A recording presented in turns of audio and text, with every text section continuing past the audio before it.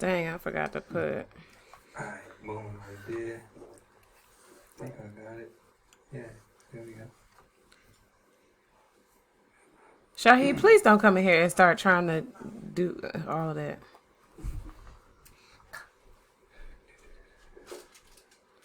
Please don't.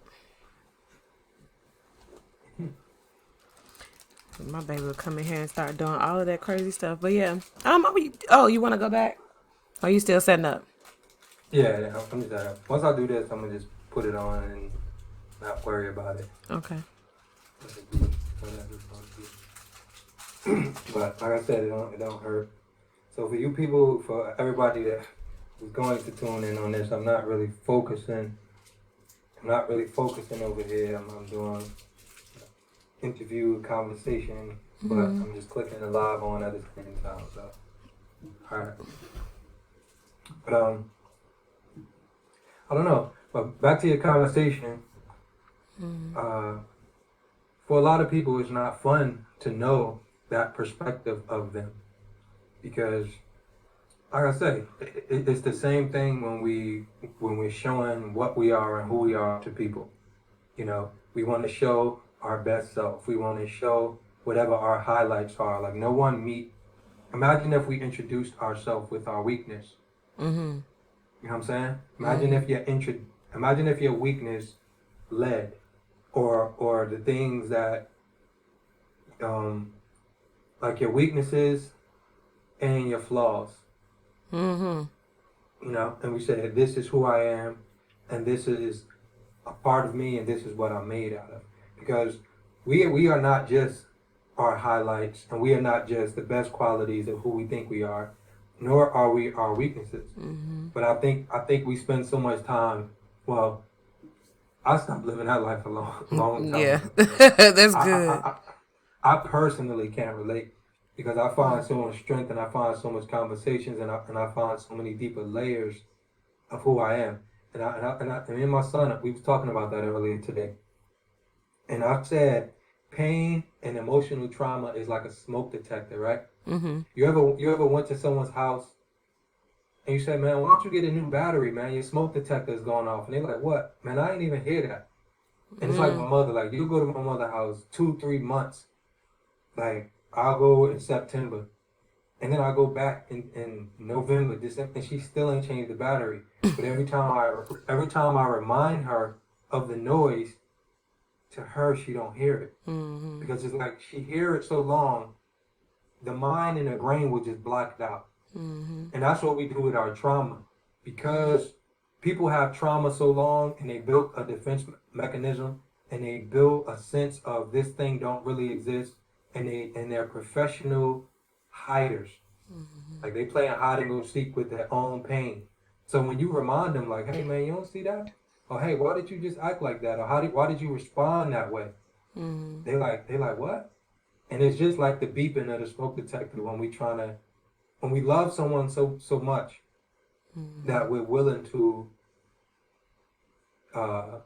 because I say your perception and perspective control your reality. Like, if I love you enough, I feel like I could say this to you. It may hurt you. Flat surface, meaning that the way you perceive this, like we was talking about, Mm-hmm. how people get hurt. Like, so if someone love you enough, they feel like, hey man, you're my brother, you're my sister, you're my wife, you're my husband, or whatever the case. And I feel like I should be able to tell you this. But now when you bring this to that person, like I say, they're going to treat you like the pain they've been running from. Mm-hmm.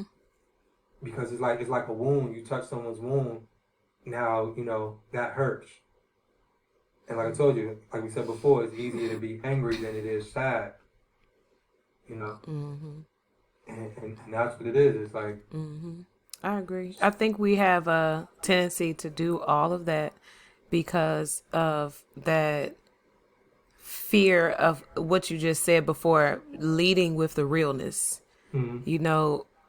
All of the running and all of the denial, all of the painting colorful pictures over what life really is, it's because somehow, somewhere, we got groomed and conditioned to believe that we're supposed to be some picture or image of perfection like Jesus. And I'm going to tell you, that was one of my internal conflicts that I had to grapple with quite a bit when I was on a spiritual journey trying to find myself. I was looking for the nearest clue about, who am I?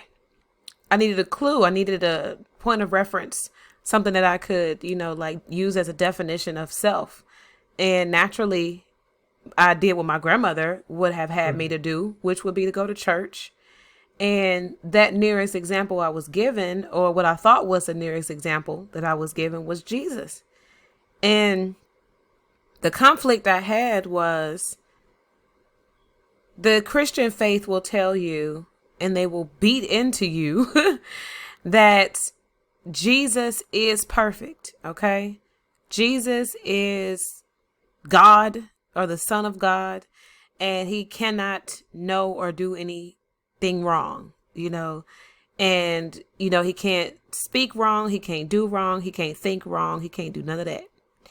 And then the next thing they tell you after that is, now you need to be like Christ.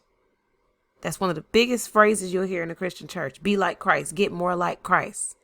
Be more like Christ. And the more and more I put in the work, because I'm a working type of person, I'm a Capricorn, and I believe in doing the work. So I would line myself up against this image of what I thought that concept was talking about, the concept of perfection, Jesus. And it frustrated me to the point where it almost ruined my life, because I kept trying to match up to this image of perfection that was non-existent. And I was trying to do something that in all reality cannot be done. So me trying to embody something that is a complete fallacy, it was tearing me apart on the inside. I could not rationalize, how can I be an imperfect being that's trying to emulate a quote unquote perfect being? Those two things don't align. So for anybody to hear that and to say, oh, you're supposed to be like Christ, but then you can't be perfect. It's like, well, why are you playing with my emotions then? Why are you telling me to do something I can't do? And I kept thinking about how that was impacting my sense of self-worth, how that was impacting my sense of, self-empowerment. How was I looking at myself in the mirror? Was I looking at myself like a powerful being that was capable of all things for real? Or was I looking at myself like an imperfect sinner who can't do nothing right because I can't be like this person that I've never met before, who, apparently he had his flaws. When they talked about Jesus getting angry in the marketplace, that's one of people's favorite examples to use about Jesus being imperfect, where he got upset in the marketplace and started flipping tables, because the merchants were trying to change money or exchange money in a temple. And he got upset about that. So for all of these conflicts to be happening because of cultural clues. Now, religion is a cultural clue, and it's a complete fallacy. It's something that we can't live by. And in large and in part because those values, those concepts are not, you cannot embody that. And if anybody knows anything about manifestation, about metaphysics, about the energy, the laws of nature, it's about embodiment on a real level, and what you're describing is when people are trying to fake it until they make it, and they just trying to put on the lights and the camera, when it's action time. But then when the lights go off, everything goes back into shambles, goes back into disarray and chaos. But for me, that whole journey was just about, hey, listen, I need something to become. I need something that I can embody. And when I continued to study and continued to go down the path and found spirituality, found universal law, and universal order, that's what ordered me. That's what gave me, how the old song goes, order my steps in the word. That's when I found that. I got ordered. When I found universal law, universal order. Yeah, I was just thinking because I didn't know the song. Oh, really? You should look for it. It's a really powerful song. Order my steps. And that all of that I'm just saying, the point that I'm making is that our society, our culture Yeah. is grooming I us. definitely got the point. I Oh, just got okay, the point. okay. I wanted to make Just sure. like the song. Okay, yeah, because the culture is grooming us, like you said, not to lead with those flaws because we think we're not supposed to have them. We think we're supposed to be like Well, Jesus. no, because that I can't. When you say the culture, because that was in my household, but that wasn't. It wasn't really prevalent. 'Cause I don't. That's not. I can't even just say understand. Like a lot of black families may, that may be a lot of their foundation, but you have so many different foundations and so many um, people that have different makeups. Hmm. So that definitely probably was the foundation of your situation in your household, but it wasn't really like hardcore in my household. That wasn't because my mother claimed titles, but she never really practiced nothing consistently. So That was my she, mom too. yeah, My grandmother was the religious person. I wasn't raised on religion either. My yeah, mother wasn't gung ho about it, and but like I said, I did what my grandmother would have had me to do because my mama did not either. yeah. She didn't. I never got raised on that. And that's the thing. Like it's like when you have a car and you do Carfax. A lot of us don't do the soul facts or the mind. When we say mindset, when you look at a set of anything, and when you look at a mindset, like if you question everything you stand on and question what makes you make sense to yourself, you know what I'm saying? Like if you could see your thoughts spread out on the floor, or if you could just like how they have the digital, how they have the digital new things, like how they say the future is gonna be. I don't know what it's called. What are you talking It's about? Virtual reality? no, like sometimes they have like the thing that shoot it in the air. It's like you Oh, move a it. hologram. Yeah, like hologram, whatever the case. Imagine if you could see your thoughts like that. Uh huh. And just like we have an ancestor lineage, imagine if you could see the lineage to your thoughts. Even the sayings that we pass down, children should be seen, not heard. Uh, Mm-hmm. Mm-hmm. it takes a village, whatever the case, wherever these sayings come from, wherever like right now, Instagram create quotes. There's a lot of people that build their mindset, their thoughts and perspective off quotes. But like I say, if you question everything, that becomes you. You know, so like the thoughts you love yourself with, the thoughts you built a moral compass off of, the thoughts you're raising your children with, the thoughts that you have to make you perceive a man the way you perceive him or perceive yourself. Mm-hmm. So that is, it's like the mindset facts, like car facts on your thoughts, your information. Where did it come from? You know what I'm saying? The Mm-hmm. blueprint of your mind, the blueprint of you know why you think the way you think. So even when we're talking about religion, we're talking about so many of these things. Like a lot of us don't do the core research, Mm-hmm. and some of us don't know how, and it's difficult. It's difficult. Like I always say, man, a lot of people disagree because they don't want to start over, not because Agreed. they not because they feel they're wrong or right, but because if I am wrong now, then everything I stand on, Crumbles. yeah, you know. I mean, but isn't that the beauty of life? What if we all embraced that? What if we all made it okay to crash and burn and fall and be imperfect and to have flaws and Yeah. to say, I don't know what the hell's going on? I'm not okay. What if we made that normal? What if we made it okay? As a culture, we always want to be so put together. We always want to look the best. We always want to have on the best clothes and all these image things. And if we really believed in the training that we get when we're down home Christian believers, the training says that you should be more humble in your presentation of life. You should be more appreciative of the smaller things. It is not about all this wanting to have status symbols or wanting to have these graven images, as the Bible might call it.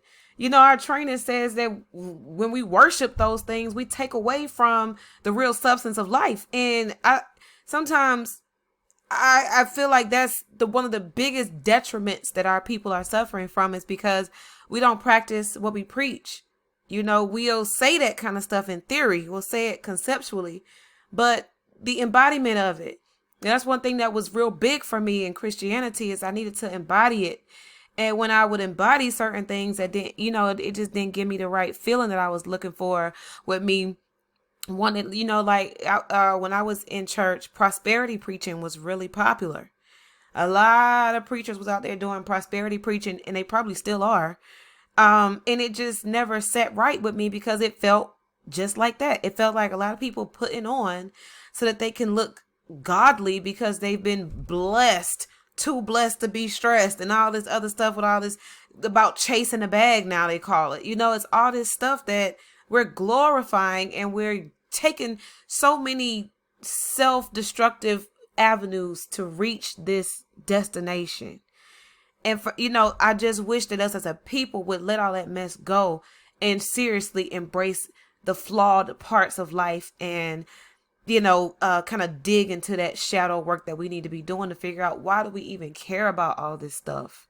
The thing is, because, a lot of times it's easier to do liposuction than to lose weight. A lot of times, come on. Yes, some people, like, it is.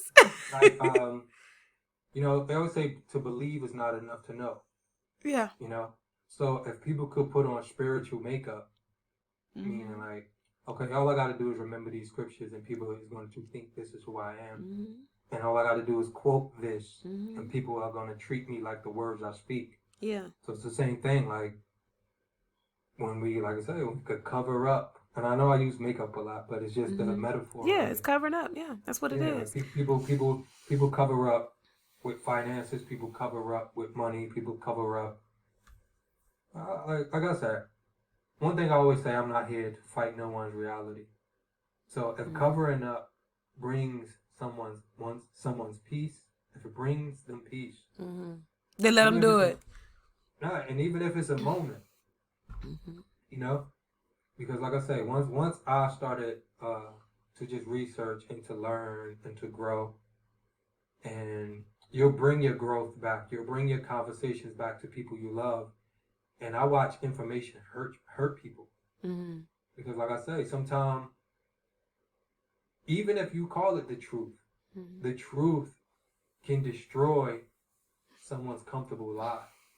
You know what I'm saying? So you're saying you're not here to do that. I can't agree. Yeah. I am definitely here to bust it up as much as I can. You could do that for you. Yeah.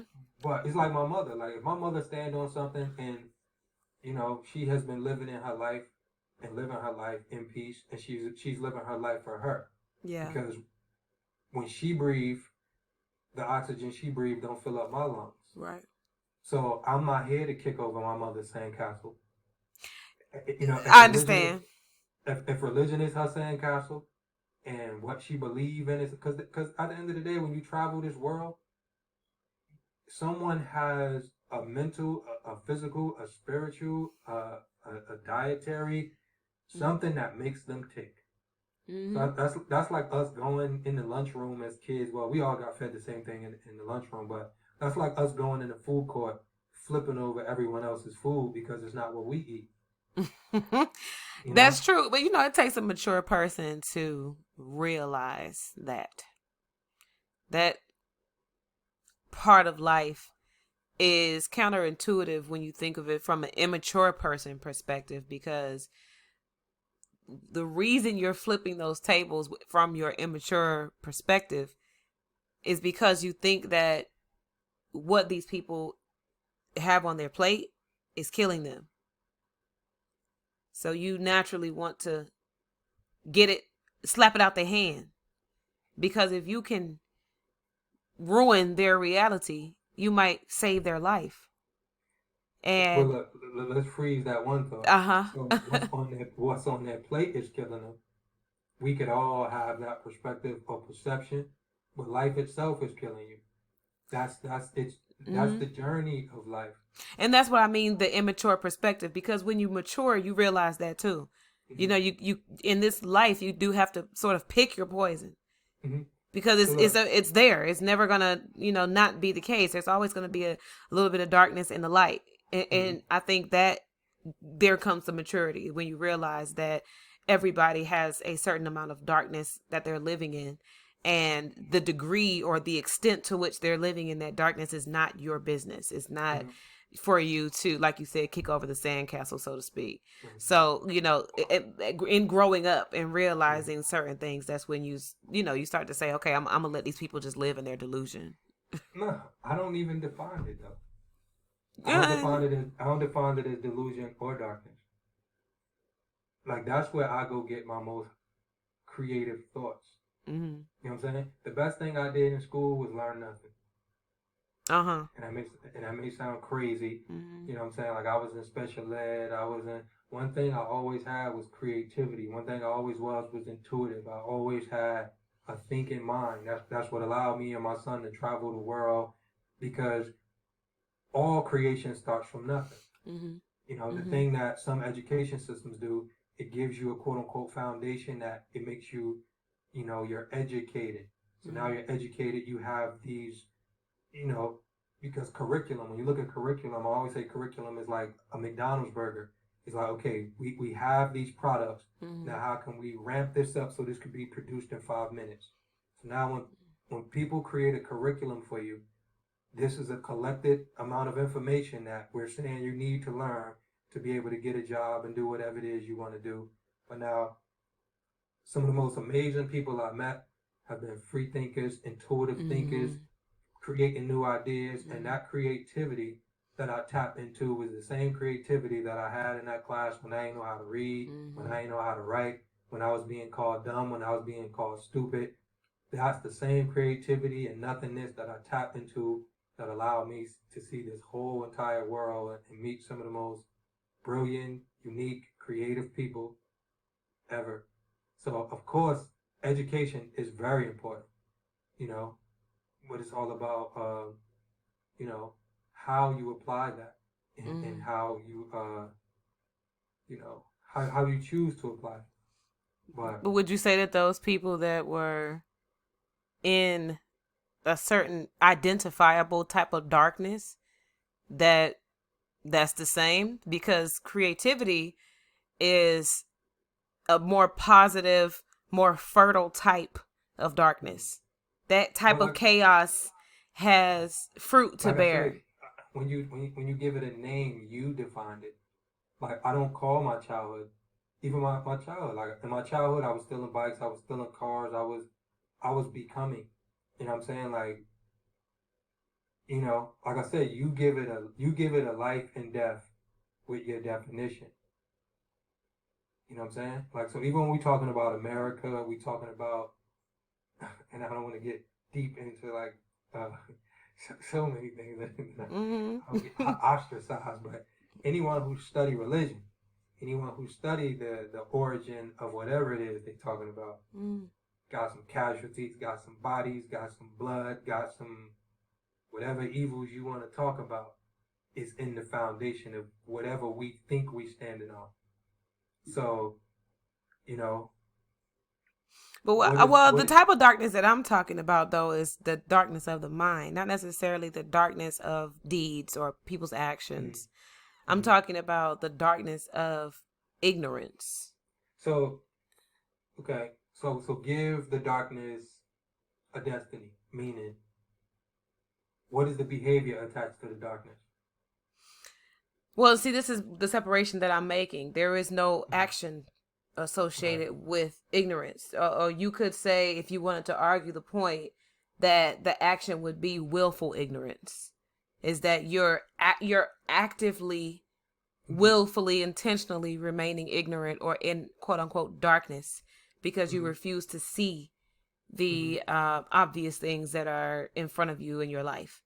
And to me, that is what I would call a religious or that type of labeling mm-hmm, of what a human being should be.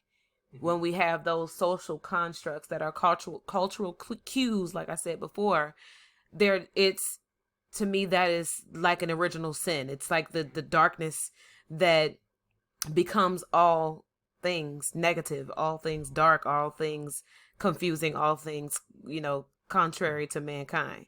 But what I'm yeah, saying is that that type of darkness, you just being ignorant, Mm-hmm.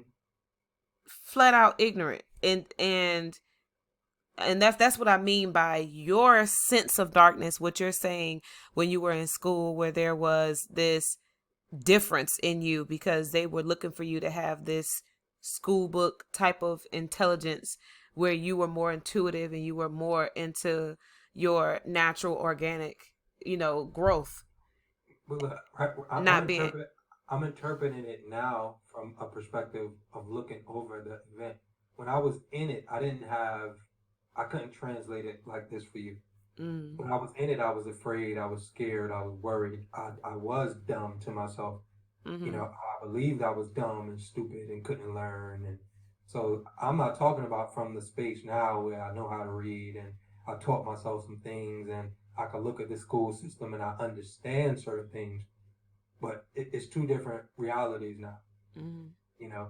And then, like I say, like I respect and I love that. I love the thinking there, because all we're doing is sharpening it. So I don't mm-hmm, mind going wherever we going, and mm-hmm, because that's all to be questioned.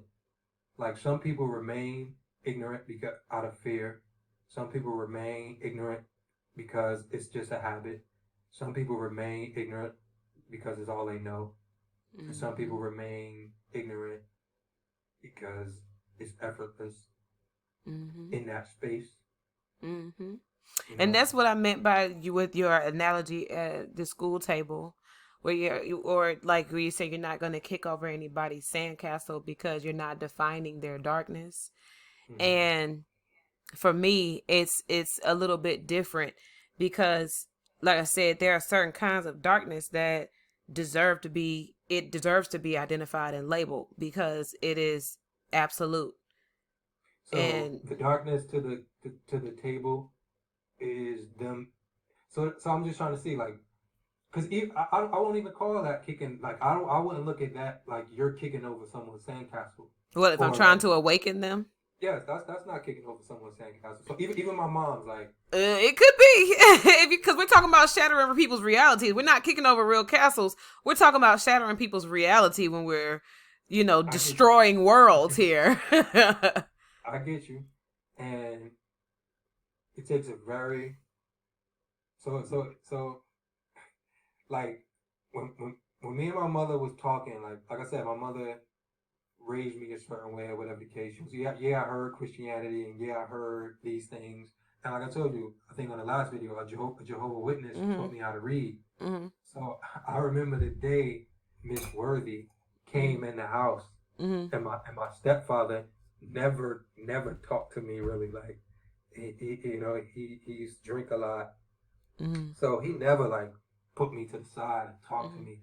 But I remember this day, man, he was sweating. Hmm. His hat was tilted to the side, and hey, you know what you're getting into now, right? You need to think. I'm like, what's going on? I'm scared. Like, you know what I'm saying? All it is, Uh-huh. like, Miss Worthy come in, she come in the Bible study, and this time I don't even know the difference between Jehovah Witness and Christianity. I'm like, I'm thinking I'm doing something good.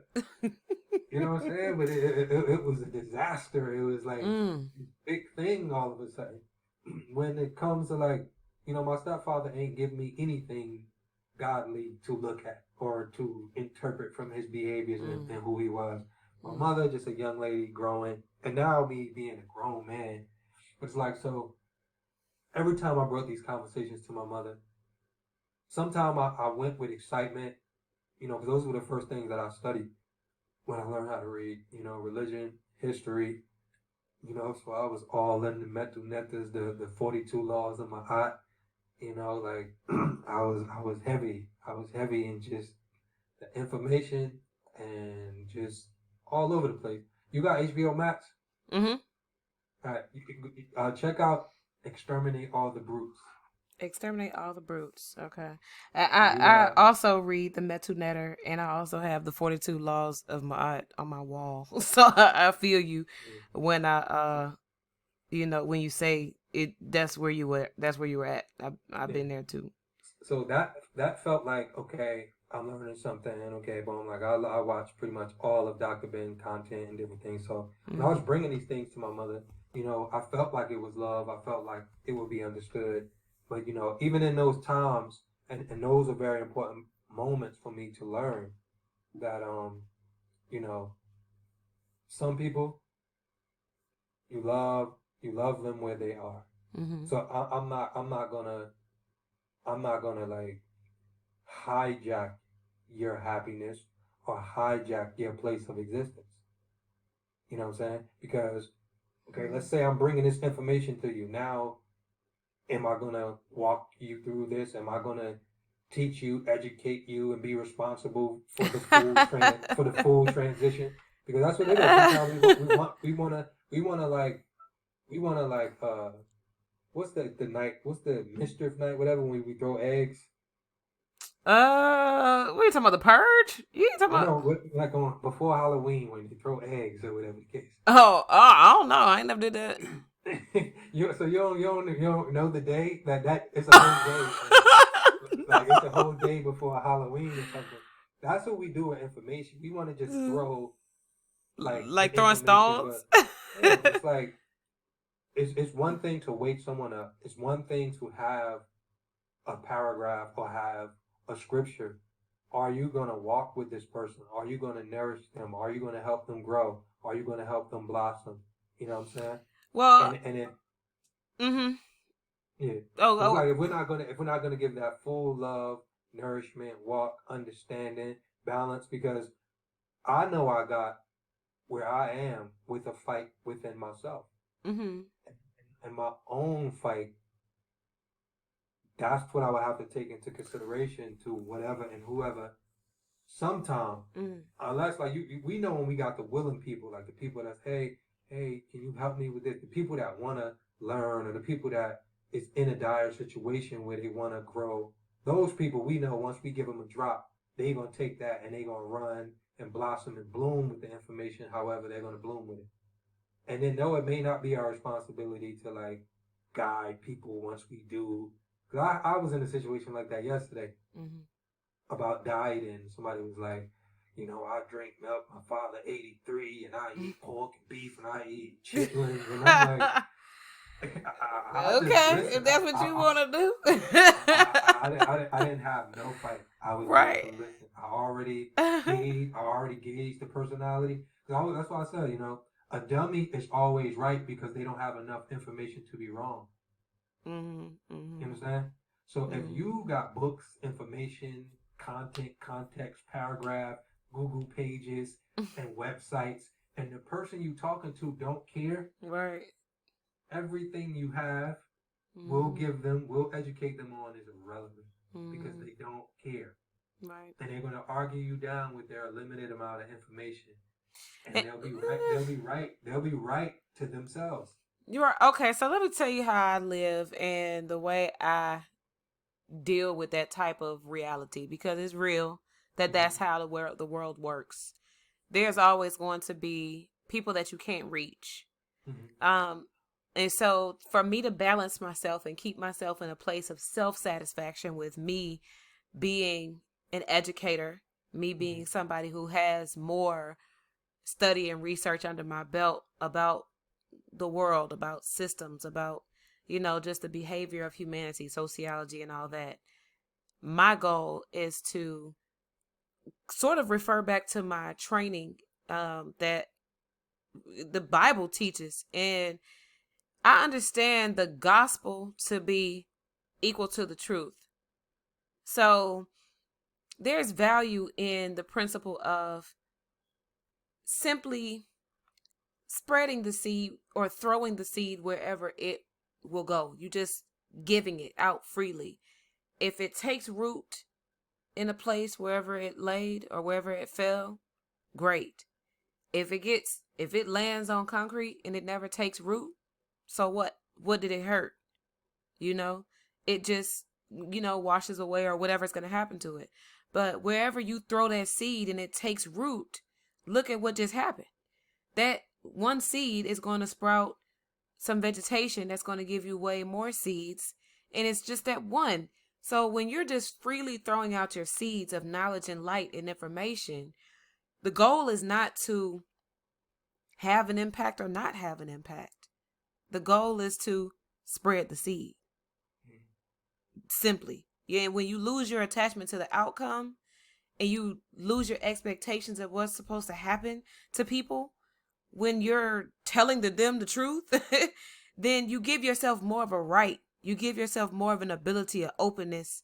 You allow the universe to receive you better when you don't care who's going to take it or who don't, who's going to understand and who won't. I don't care. I'm like, I'm going to tell you the damn truth, We both saying the regardless. same thing though. Like I Yeah. wouldn't call that kicking the sandcastle though. You You, what? Well, to me it is, because I'm gonna tell you yeah, how my you mother. spreading out seeds. You Yeah. that's Yeah, but I'm gonna love. tell you, and like I said, I don't have any. But see, the reason why I say it is kicking over a sandcastle is because in a situation like my mother, when a person didn't want to hear that, she didn't Mm-hmm. want her castle kicked over. Because if I tell her the truth from my perspective, it completely destroys her reality. If Mm-hmm. I tell her that I found out the truth of life because I realized that Jesus doesn't exist. She's a Jesus believing person. So That's I'm, hard. That's hard. Though. Let me hear how you would say it to your mother though. I would tell her the same way I tell anybody else. Jesus ain't real. So you're gonna just come out like that and say it like that. The way that we look at Jesus, the way we revere Jesus, the way we think of Jesus is all a fallacy. Jesus is a concept. A No, Christ. but that's the best way you're gonna interpret that I'm to not. I spread. to a die hard. How are you gonna finish the next sentence? Like You I done told right you there. before, like I told you in our last session, if wherever this thing lands is where it lands. I'm not That, responsible for that. that's heavy. Like I always say, if you have a message and it don't reach the people that need it, then your message don't exist. You know what? Erica Badu says, "What good do your words do if they can't understand you?" You know that song? Well, I don't know the song, but I heard what you said, and it she made sense to me says just it. then. Okay, so the reason why I say that is because people understand, and it people understand. First of all, the truth is like a ringing bell. Once you ring the bell, you can't unring it. They heard you. They understood what you said. My mama understood what I said when I say that Jesus ain't real. But if I can't deliver it to her in my own way, and we have a general understanding of love and trust between each other as mother and daughter, I don't know what other standard do I need to meet than just telling you out of I'm your daughter. I'm telling you the truth because I'm your daughter, and you should be able to listen to what I'm saying to you and have at least a decent reaction, not necessarily accepting it wholeheartedly and you just taking it on as your part of life, but you could at least have a decent respect for me as your daughter Look, telling you what I'm saying.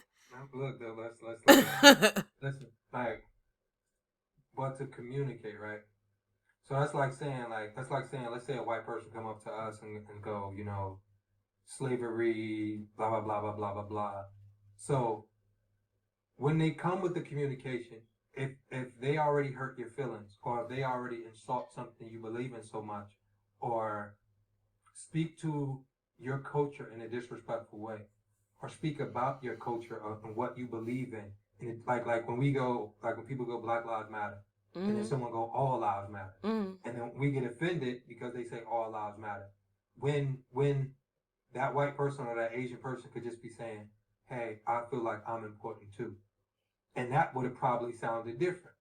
So like you go to your mother like, hey mom, you know, like that's why I just said, like how we said last time, how you just rip the tooth out of someone's mouth. I'm not nice like that. I don't believe in numbing pain for the purpose of, like you said, getting the liposuction instead of losing weight. I feel the So, same way so about what's your the goal then? truth. What's your goal when you communicate that to your mom? Is Shock it is it value. Shock value to me is valuable. When I say something like that, for me, if I was a mother and my child came to me and said something outrageous from my perspective, my first thing would not be to reject my child or resent my child or feel like my child took something away from me. My response would be to question, inquire, what are you talking about? Why do you say that? I didn't raise you that way. How did you come to that conclusion? I want to know more because this is my offspring. This is a person that I brought into the world and revered them and raised them up in a way that they should be critical. My mother raised me to be a free thinking, critical thinking person. Okay, so when I come to her and I bring her something, the last thing I expect for my mom to do is reject me like that. So for me to have this practice in my general life with my mother or anyone else, it's because I understand about people in their reality where they don't want to come out of it regardless of who's delivering them the message. Now, if a mother can completely ignore her own daughter, I know other people in this world are going to ignore me if they want to. My own mother did it. So I'm not going to waste my time caring about whether or not you're going to take it or not. If you don't take it, that is your funeral that you're going to have to go to, not me. Yeah, but look. So it's right that people, when you say people hear you, right?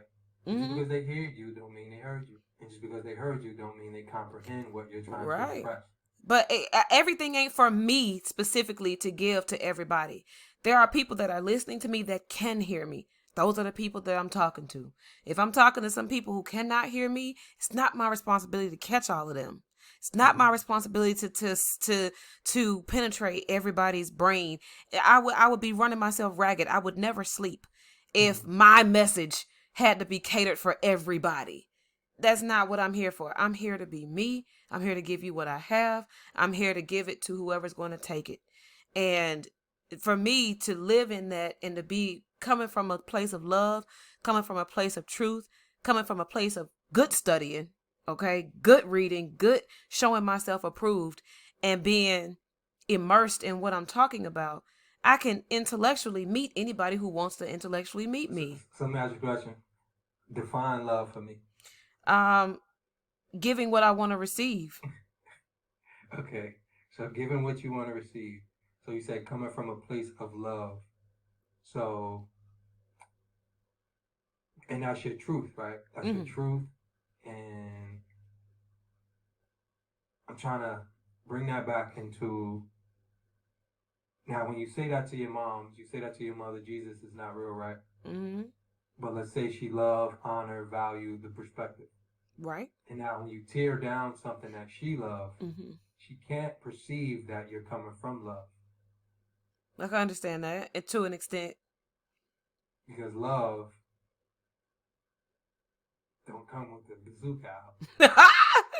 I mean, but I think, okay, so let's revisit something that I touched on the last time we talked, which was about the fact that life gives you pain in order to teach you lessons. Mm-hmm. Okay. And first of all, I don't consider myself to be any separate or anything different than Mother Nature herself. I am her. She is me. So if Mother Nature can literally beat me into submission to teach me a lesson, because the more and more I refuse to learn about myself through my life experiences, the more life will beat me down. The more I will have struggles and challenges and things that I will need to repeat and go through over and over again, no matter how painful it is, until I learn enough to elevate myself out of that pain by learning my way out of it. Now, if Mother Nature, okay, Mother Nature. You keep saying that, and I got something for that. Because it is that, like I said, there's value in that pain. It's just like when you put alcohol in your wound to clean it. Your wound is dirty, but that alcohol is stinging the hell out of you. But what is it doing? It is cleansing. It is healing. It is repairing. It is preparing you for healing and growth, getting your cells to a point where they can communicate with each other. The pain is giving you deliverance.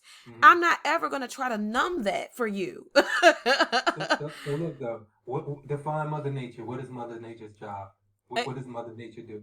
Mother Nature, I believe she's here to prepare us to continue life on the planet. I believe her goal is to keep us on a system, an orderly system for us to continue preserving our life, preserving life on the planet. What does Mother Nature do? What do you mean? What does Mother Nature do? This what I mean, right? Like, cause what's the saying? Like, people say you should never question who? God. Right. Mm-hmm. So the only time like they bring Mother Nature up when it's like a hurricane, a tornado, Oh, that's Mother Nature, right? Oh well, And look, yeah, look, yeah. look. I See, know she's dynamic. they blame it on Mother Nature, Uh-huh. and then they got the nerve to give the storm a name. Right, right, Oh, right, oh, right. that's Hurricane Sandy. Oh, that's Hurricane Irene. It was Mm-hmm. like, but if Okay, that all was right, okay. if that hurricane was God, Uh-huh. you couldn't Okay, trust so him. let me put it into a perspective for you a little bit further. Because the way, like I told you in our last session, I was talking to my cousin one time and she said, Sharice, every time I'm talking to you, it's like you tear me down and you build me up all at the same time in the same conversation. Because Yeah. I'll tell her, you are real stupid right now. You're doing dumb stuff in your life because this, that, and the other. And I would say in the same breath, you are a brilliant person. You have this ability, that capability. So You you could, gonna slap me and then I'm, you gonna put the band-aid on. why not? Why can I not put the alcohol on Oh, and blow it whatever. at the same time? Do you understand what I'm saying? When you put the alcohol on your wound, you're intentionally putting that alcohol in that cut. You're intentionally inflicting pain. And what are you gonna do because you know that pain is healing you? You're gonna blow on it to try to soothe it off a little bit because you know what you're doing. I know what I'm doing when I'm tearing your ass to pieces. I know that. So I'm going to tell you at the same time, you are capable, you are brilliant, you are worthy, you are this and that. I'm going to build you up. But there are pieces of you that need to be torn down, and I'm okay with doing both. If I'm the alcohol, let me be the alcohol, baby. Let me do it. Cuz I could put the alcohol in there, and while you're healing, while you're going through pain, while it's stinking the hell out of you, I'm going to blow and say, "Okay, now let me get it, let me bring it back down a couple notches because I'm not trying to kill you. Mhm. I'm just trying to wake you the fuck up and trying to get you to understand that your life could have been in danger if you had not been going through this pain. It's okay. And I'm okay. I'm going to rip the band-aid off if it needs to be ripped. I'm going to apply pressure to your bullet wound if it's going to stop you from bleeding to death. If I need to kick over your sandcastle, baby, so that I can save your life, maybe you will be stuck out in the rain, but you'll be alive. Mhm.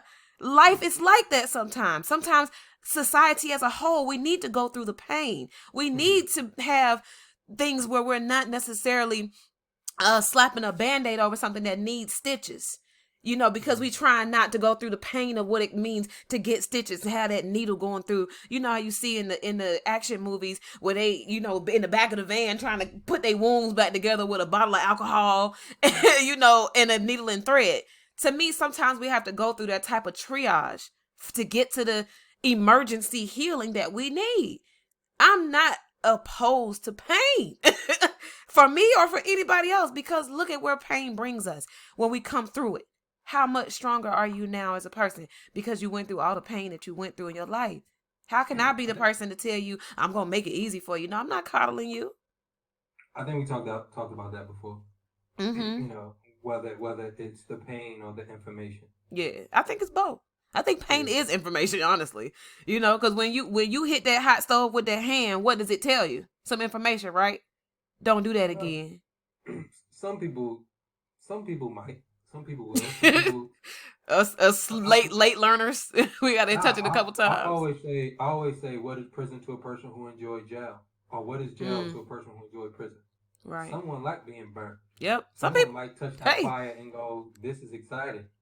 and You know. those are the people that I would say are parallel to the folks that I feel I can't reach. The people who want to go through the pain. You got that friend. Every time you Mhm. try to give them advice, they want to give you an excuse as to why they can't take your advice or why it won't work for them or why they Yeah. can't. Blah blah blah blah blah. It's always an excuse, and you like, you know what? You stay right there. You stay right there. Now, I'm but not. you ever seen a yogi? What you mean, like the ones like this the spiritual? Yeah, yeah. Yeah. See, they even balance and meditate with fire. Mm. So I don't even Mm. mean in a negative way. I Mm. mean in channeling something that we may not be aware of. Mm. But I don't disagree. I understand it's a method, Yeah. and I believe it's a time and place for all methods. Mm-hmm. You know, um, because I experienced, of course, like most uh people alive and living, we have been introduced to every method. Life Mm-hmm. sometimes is not going to sugarcoat.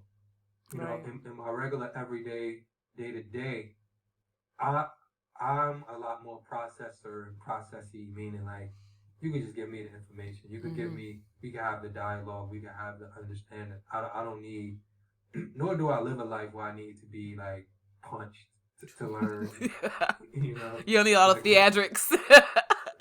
I almost died a few times to get here though. Yeah, yeah. See, hey, you might have needed that, and that's what I mean, man. You might Yeah, not need it from another person, because yeah, I understand that a person's heart can only take so much when it's a human to human interaction. So yeah, my example about life doing these things to you can be a little bit different, but in a way, those connections are still there, because life will still make you feel like shit, just like another person so will. You know, life will still make you feel like you're a tragic case, is just like another person might make you feel like trash. You know, life does it. so let's say you're in a relationship, right? Mm-hmm. And a man say, "Why you putting all this pressure on me? Hold me to the same standards you hold life to." What that mean? Like, he's supposed to be able to hurt me? Meaning, like life is unpredictable. You can't, you know what I'm saying? Like for real, like life is like one of the most phoniest. Like, oh, I could be here today and gone tomorrow. Like, life ain't loyal to nobody. It's Life don't not. care Life is a about. bitch. That's what I'm saying. Like, why you got all, your husband, like, why you got all this pressure? Look how life treating you. You know what I'm saying? Like, Hey, life, life is just, no, but life see, just no, my runs husband you. got to be different, because that's what we're supposed to be battling against together. You know, he's not Oh, supposed to look, be look, making look. life. Now you ain't a fan of life now. Look at that. I'm Now saying you he's want, not supposed to be now you like, contributing to it oh like no, that. now you want to change everything. You know what I'm saying? Hold me and hold everybody to the same standards. I ain't call you, life ain't call you either. You know what I'm I saying? mean, okay, but I'll say this. I will say this. Now, I'm not going to condone anybody intentionally just um making my life hell just because they can. But what I will say is that if my husband brings something to my reality, like, I know a lot of men will say women don't hold themselves accountable. And I personally, I recognize that this is a male and female problem. It's not just on one side of the coin. But what I will say, in my personal life, I've become the type of person where, like I said just a few minutes ago, I like to give what I want to receive. Okay, and so if there ever became a time where my husband needed to rip some band-aids off of me, if I have to kick and scream my way through it, on the other side, if he can bring me to that realization that he was giving me healing, I'm not going to hold that pain against my husband. I'm not going to hold that pain against him as some kind of demerit, when really it's, something that helped me to come through in learning a lesson. So to me, I'm going to always be able to self-assess when it comes to the source of my pain. Where is this coming from? How is it impacting me? Why is it impacting me? I'm always going to be able to put on my own lenses to see the perspective, that life is trying to give me. So, with on the realness, if my husband was to come and break me down and give me a taste of my own medicine, I gotta take it because it's my philosophy that I live by, and I wouldn't dare have a problem with that. Yeah, you walked out of there. But that I don't know. I don't know if that would help us or hurt us if we. Rip Because band-aids? no, meaning that if we look at everything like life, Mm-hmm. like if we said, hey, let me not put so much pressure on this person because I should be grateful that this person is here. Not saying that people should be able to treat you any different kind of way or hurt you, which life do. Like life is guaranteed to take something you enjoy, to take someone you enjoy, to Mm-hmm. take someone, I just came out of that zone. And it's like, It's a bitch. yeah, it's why I'm not even gonna give it that title.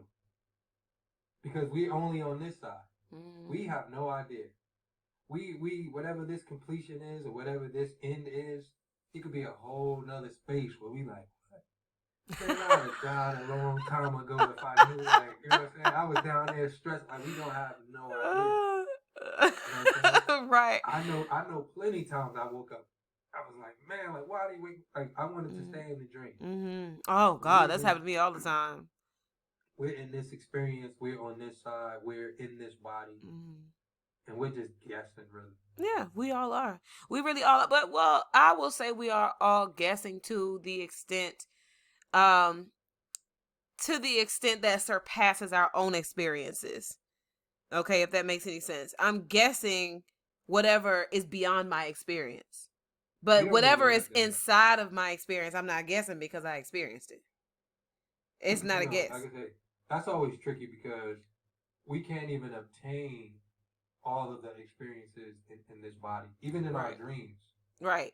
I don't So it's know if we like, should or if that's the goal. Do you think that's the goal? To uh, I'm happy we can travel the thought. Yeah. Yeah, because I'm thinking about the source code of reality, like having experiences, But what is that though? emotional No, intelligence. but even when we say in reality, like reality was like literally these cell phones, this technology, like until we even go in here, even until we go into the imagination, like literally what 80, 90 something, we can't be like, man, I'm gonna FaceTime you. That wasn't real, man. Get out of here. That ain't reality. But it's like until we question those crazy thoughts that seem crazy, those thoughts that seem like it's impossible, the thoughts that seem like this will never happen, and we dive there, and we allow ourselves to go there, and we challenge ourselves, and we challenge one another, and it's like, who's to say the arguments that broke you with individuals, the people you love, wasn't the conversation that you needed to go through to become different versions of one another and to be able to appreciate one another on another level. Okay, I can agree with that because I realize that our reality is a matrix. It whatever is coming to you is coming down the pipeline through whatever means, are viable at the time that you need it. And that's how the universe manifests order. It's the universe will bring, when they say you're moving mountains, the universe will bring together all of its worldly resources, all of its metaphysic resources to match whatever you believe is real. Whatever you believe to be real about yourself, all of your experiences will cater to that perspective and that perception that you gave yourself by perceiving your reality a certain way. Your perception sets that into motion. Reality only meets the obligation. So I think there is a universal law that is the path of least resistance.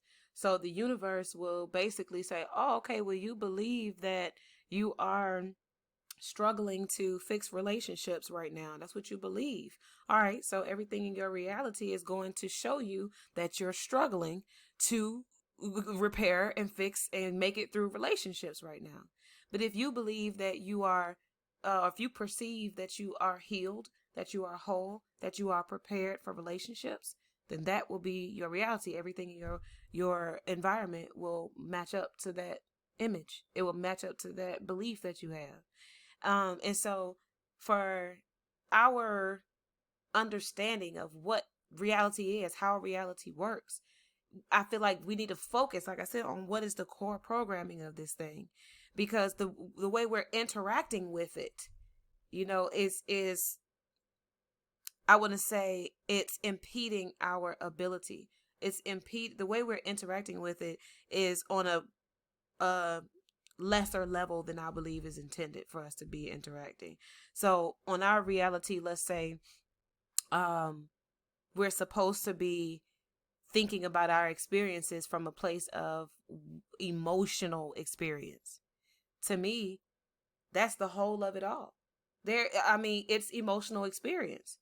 I could tell you that you and I are different in a million different ways. But when it comes down to, have you ever felt the emotion of sadness, of anger, of rage? Yeah, the picture that's painted around that looks different. But you felt rage before, okay? You felt sadness before. You felt disappointment before. You have been angry. You have been elated. You have been overjoyed before. You've had these experiences. And that's what ties us all together on a core level. Everything that happens around us is just happening. But on a core level, we're all having the same experiences. And we're reacting different though. We're reacting different because it Yeah. looks different. Well, The rage I could in say, you is different than the rage in me. It yeah, looked I different. could say it feels different. You know what I'm saying? Like Mm-hmm. we could be in the army, and I may have a difficult time shooting or aiming, or we could be scientists, and I could have a hard time dissecting the mice, while you may enjoy it and Love love it. it, and we going on field, and Yeah. you could be in another country, and this person ain't got no problem blowing a kid head off, and you it Mm-hmm. may stick with you for the rest of your life and traumatize you, and you have what's the thing that soldiers come back home with? PTSD. Yeah, like Mm-hmm. and you have one young lady, or like she been traumatized through sexual mental abuse, and may turn her another way. You have another young lady, she may go into the sex industries and fiend for that affection or that loss or that lust. And you have another young man, no father, my father wasn't there, I don't know how to be there. And he was so hurt that he didn't even want to produce kids or be there for the kids he produced from that hurt. You have another young man, he was hurt, so he would never let his children go through that hurt. So, like I said, these feelings, emotions are creating, Mm-hmm. definitely creating people and creating life, but we are all reacting. Some pain make people run and never want to feel that pain again. Mm-hmm. Some pain, that same pain is someone's drive, how they Mm-hmm. became a billionaire. Mm-hmm. Like I Oh. felt this, I suffered this. Mm-hmm. So that's the motivation. The Mm-hmm. motivation, because I was talking to my son today, and I was talking about attractive excuses. Mm-hmm. You know what I'm saying? Mm-hmm. So literally, like I told my son, like, let's say you 15 and you never met me, and you sitting on the side of the road, and he like, and you heard people like, hey man, your dad is over there on the highway. He's always in the boxes, and you finally meet me, and you get to talk to me. And my son say, Dad, why were you never there for me? Why were you never in my life? Drum roll. Like, Mm-hmm. it's like he want to hear this why. And I go, hey man, I was molested at 6 years old, traumatized me. Like, that's an excuse for him to understand. Mm-hmm. Like, that excuse is so attractive. I could have been a loser. Like, I could have gave up right there, and nobody gonna be like, just snap out of it. That's Mm-hmm. not serious. No, that's real. That excuse is so attractive Mm-hmm. that I could have gave up from 6 on, Mm-hmm. and no one would question why I Why? gave up. Mm-hmm. So in Mm-hmm. life, like I say, but that pain motivated me. That pain Mm-hmm. motivated me to keep fighting, keep believing.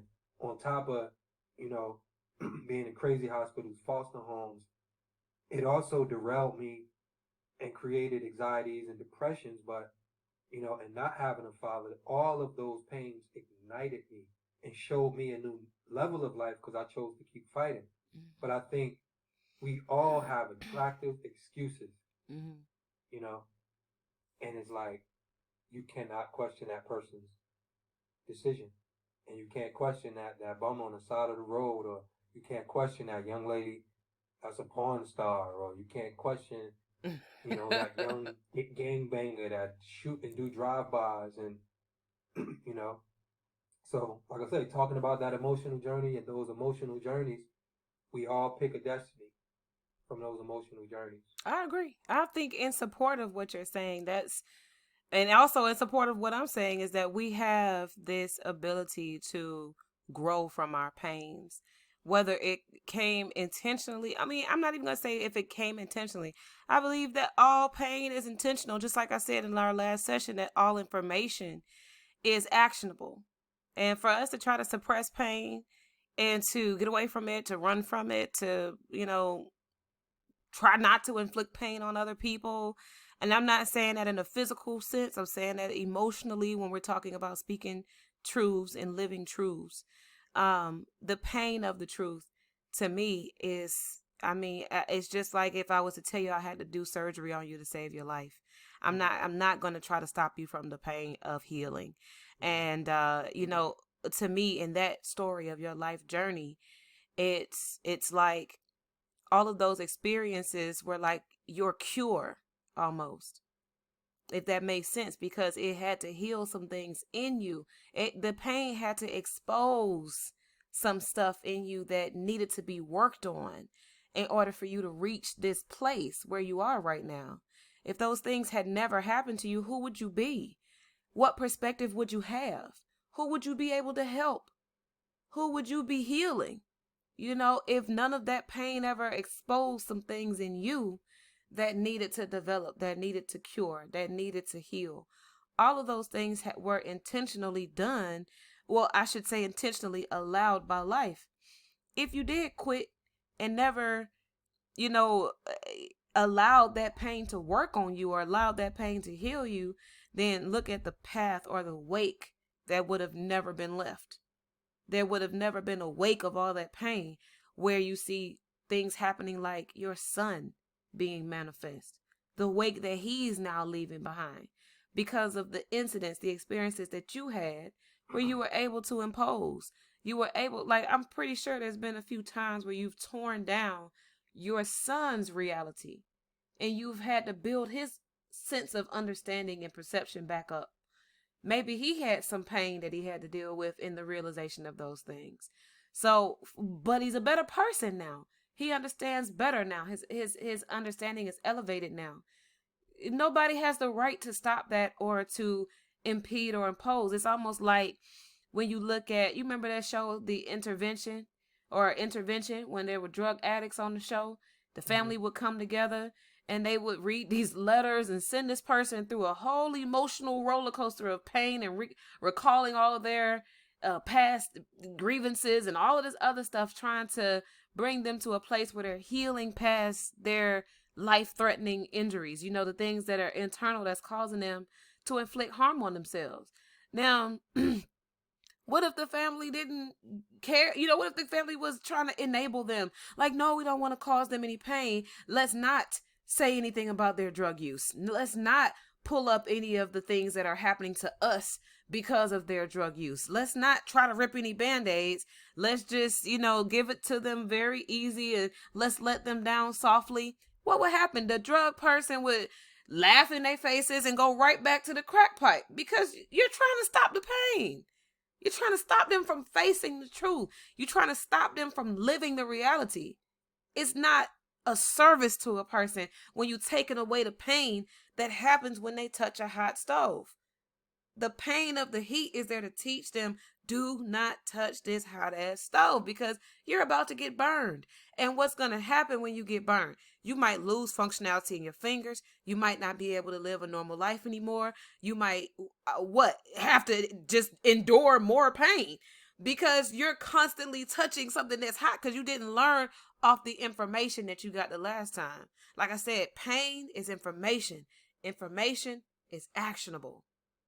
It's a system of growth. You get pain, you get information from that pain, and then if you wise, you grow from that information. It's a system. For anybody to try to derail that, and I mean, I'm not even gonna say it can't go the other way, because pleasant experiences teach you things too. When I have a pleasurable experience, I'm studying that too, so I can figure out how do I duplicate this. If I'm feeling good right now, what the hell am I doing right now to achieve this? What frame of mind am I in that I feel so great? Am I just being grateful because the sun is out today? Okay, well, the next time the sun come out, I'm going to appreciate it because it makes me feel good to appreciate a pretty day. It makes me feel good to walk outside my house and smell the flowers that I planted or to look in my backyard to see the flowers or the plants that I've grown, the food that I'm growing. I'm going to appreciate whatever is making me feel good about myself. I'm studying a whole lot of life. I want to see the good, the bad, the ugly, the painful, the pleasant. I want to see it all. And I want to appreciate it all. I want to take and receive it all. Just like if you were in the gym. Again, that's another example of self-inflicted pain. You're doing it because you know you need to grow. You know you need to get stronger. So you don't care about the pain. You're just doing it because the pain comes along with the lesson. The pain comes with the growth. So I think it's a great thing for us in our society to look at the, like I said, the lot of life like that. Don't just let life be the only one that can deliver you some bad news to teach you a lesson. Let me be the one to do it too, sis. Bruh, let me give you the lesson. Let me give you the information. Because even if I'm tearing you down and making you feel like shit, there is a trigger in you somewhere that you got to deal with. I triggered you. And you should know, I'm pretty sure you do, that those triggers lead you down into yourself. It leads you down into the places where healing is required. So if somebody is able to be in my position as a person who kicked over your sandcastle or somebody who ripped off your Band-Aid, let me do it. Let me do it. And let me deal with the reason why I did it. Because some people do it with nefarious reasons behind it. But you let me deal with my intent. If I had bad intentions and I was trying to, harm you in a certain way, that's going to come back on me. But if I gave you that, if I ripped that Band-Aid off because I had every ounce of love in my heart for you, wanting to save your life, I'm going to reap what I sowed. When you grow, when you come back to me and say, Sharice, you saved my life because of what you said to me that day. I'm going to take my diamonds right here. I'm taking my flowers and right here. I'm not saving no pain from nobody. You gonna get it and I'm gonna give it to you. You gonna get it and I'm gonna give it to you. My friend says I feel trapped in my head, in my mind. You're gonna have to explain that to me, baby. King Lion 525. Tell me why you say you feel trapped in your head. Because that can be tricky. That can be very tricky if you're feeling trapped. I want to. That's an hour and a half. I think we got some Yeah, views in there. Did you absolutely. look at the other full live? I did. I'm going to take some excerpts out of it. I got it on my YouTube now. So I want you guys, if you're on King Lion 525, I'm going to reach out to you when we get off of here because we're getting ready to wrap up. But me and you need to talk. But yeah, if you guys are interested in seeing the first session that we did, go on my YouTube, click in the link in my bio, and just scroll down until you see Watch Entertain the Thought on YouTube, and you'll be able to pull up the first session that we did. I'm going to post this session probably later on tonight. Y'all probably see it on there in the morning. So you can see the full clip if you missed it. But this might be on my IGTV live too, so I don't know, this video quality not that good. Y'all can go on YouTube and see it. But yeah, so we're gonna, we did get some pretty good stuff on here. But yeah, I think that we have a responsibility to each other at this juncture in our cultural evolution. I do think that we need to stop trying to be so politically correct, stop trying to be so perfect. Like you said at the very beginning of this recording, is that we are afraid to lead with our flaws. We want to live behind these social images or these social media images as if we're marketing ourselves like products. We're not that. And we need to be okay with leading with the flaws, with dealing with and learning from and growing from and healing from our pain.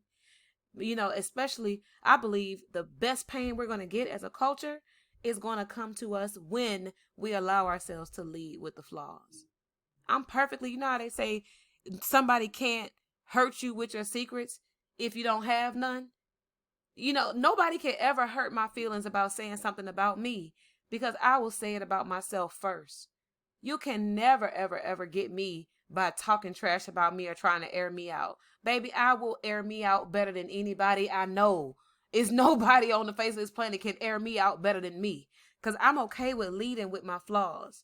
I'm okay with telling you that I'm real. I'm okay with getting on here without an ounce of makeup on my face to hide these dark spots and stuff I got over my eyebrow. I don't care.